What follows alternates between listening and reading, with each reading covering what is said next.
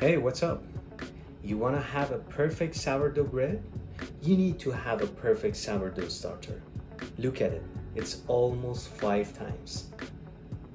It's 10 a.m. and I start to feed my sourdough starter. Since it's summer and I live in humid area, I store my sourdough starter into the fridge. I just take it out and feed it normally. Today I was so lazy, but yet I need a perfect loaf of sourdough bread. So I'm gonna show you how I make my sourdough bread in rush.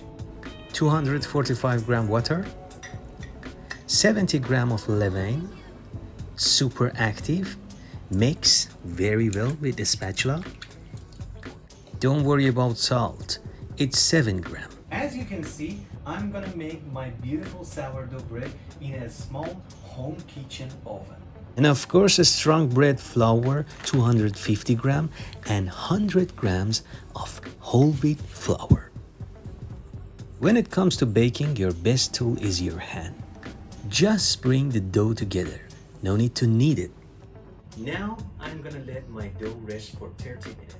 This 30-minute resting is very important because after that, working with dough and kneading it is much more easier, trust me. After 30 minutes, the gluten structure is already built inside the dough.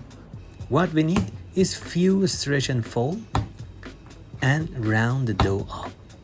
Again, we don't want to knead this beautiful dough. Look how smooth it is. Into the bowl, cover, and let it rest for 1 hour. After 1 hour, it's lamination time.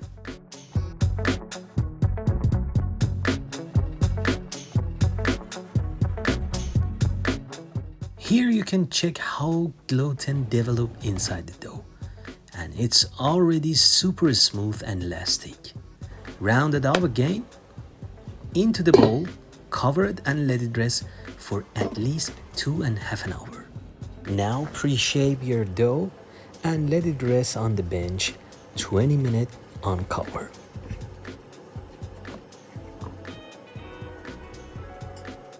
Shaping a sourdough bread is not that difficult but required practicing.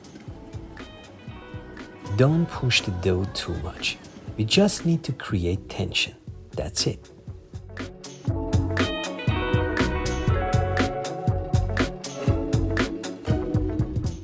And now time to seal the edges. You can turn it and seal the other side and transfer it into a bowl or a basket or proofing basket, anything you have. And after 2 to 3 hours, you are ready to bake your dough.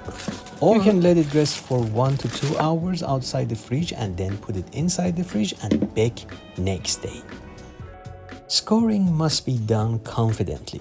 Forget about all of the videos you watch on YouTube or Instagram. This needs practice and a sharp blade or a sharp knife. In order to create steam in your small kitchen oven, you need a Dutch oven or cast iron, like me.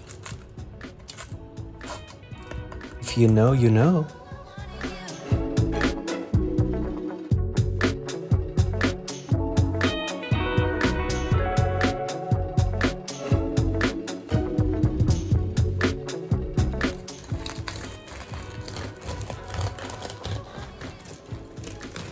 Bake 30 minutes with cover and 20 minutes uncovered.